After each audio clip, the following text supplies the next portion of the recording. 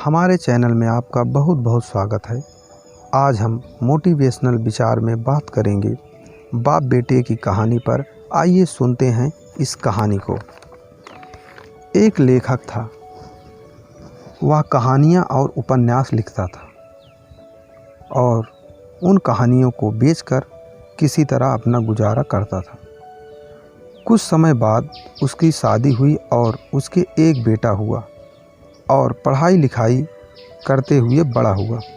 वह भी कहानियों का लेखन करता और अपने पिता को दिखाता, लेकिन पिता जब भी उसकी कहानी पढ़ता उसे कहता कि और अच्छी लिखो, ये अच्छी नहीं है, सुधार करो। समय बीतता गया। देखते देखते बेटे की लिखी कहानी बाप के द्वारा लिखी कहानियों से अधिक मूल्यों में बिकने लगी और लोग उसकी कहानी बहुत पसंद करने लगे।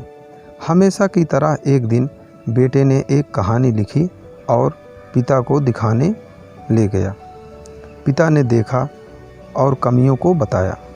बेटे को गुस्सा आ गया। उसने भला बुरा कहते हुए बोला कि अगर आप इतने अच्छे लेखक होते तो आपकी कहानी को लोग अच्छे दामों में खरीदते। आपकी कहानी मेरे द्वारा लिखी कहानियों से कम मूल्यों में ना बिकती। और उस दिन से बेटे ने कोई भी कहानी लिखने के बाद अपने पिता को नहीं दिखाई।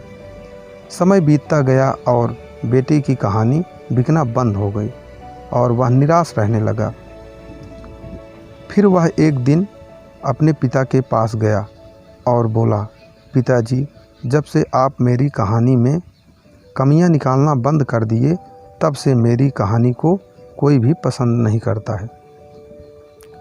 तब पिता ने उत्तर दिया कि जब मैं कमियां निकालता था तब तुम और बेहतर करने का प्रयास करते थे, और जब तुम यह समझ गए कि सबसे अच्छा मैं ही हूँ तब से तुम्हारी कहानियाँ भी बेकार हो गई। तब बेटे ने अपने पिता से प्रश्न किया कि इसके लिए मैं क्या करूँ? तब बाप ने कहा, तुम हमेशा ये सोचो कि मैं और भी अच्छा कर सकता हूँ। इससे कुछ ना कुछ कमियां हैं, क्योंकि लोग आप में बेहतर से बेहतर देखना चाहते हैं, और जिस दिन तुम ये मान लोगे कि अब इससे बेहतर नहीं हो सकता, उसी दिन तुम्हारी तरक्की भी रुक जाएगी। दोस्तों, इसी तरह हमारा जीवन भी है। हमें बेहतर से बेहतर करने का प्रयास करना चाहिए। इसीलिए तो कहते हैं, करत करत अभ्यास के जड़ मति होत सुजान, रसरी आवत जात ते सिर पर पड़त निशान। अगर आपको ये कहानी अच्छी लगी हो तो चैनल को लाइक, शेयर, सब्सक्राइब करें और बेल आइकन को ज़रूर दबाएं। धन्यवाद मित्रों।